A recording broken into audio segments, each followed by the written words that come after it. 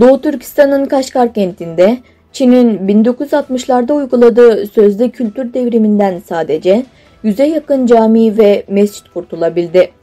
Kaşgar'ın kimliğini ayakta tutan Nedgah Camii başta olmak üzere Abbak Hoca Camisi ve Türbesi, Doğu Mescidi, Kaşgarlı Mahmut Türbesi ve Yusuf Has Hacip Türbesi günümüze ulaşabilen önemli eserlerden bazılarıdır.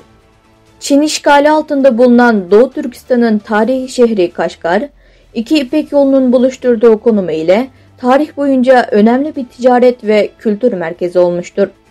Kuzeyinde Tanrı Dağları, güneyinde Karakorum Dağları bulunan şehrin ayrıca Keşmir, Hindistan ve Pakistan denetimindeki kesimleriyle sınırı bulunuyor.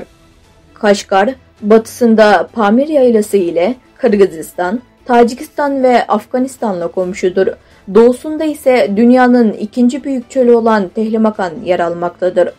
Bu coğrafi konumu ile İpek yolunun incisi olarak adlandırılan şehir, eski çağlardan bu yana Çin'in Türkistan, Hindistan ve Avrupa ile olan ticaretinin merkezi olarak önemli bir yere sahiptir. Kaşgar, ilk Türk İslam devleti olan Karahanlı'ya başkentlik yapmıştır.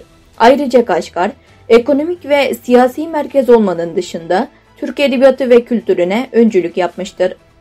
Türk İslam eserleri arasında önemli yere sahip olan Kaşgarlı Mahmud'un yazdığı Divan-ı Lugati Türk ve Yusuf Has Hacip tarafından yazılan Kutat Kobilik adlı eserler burada yazılmıştır.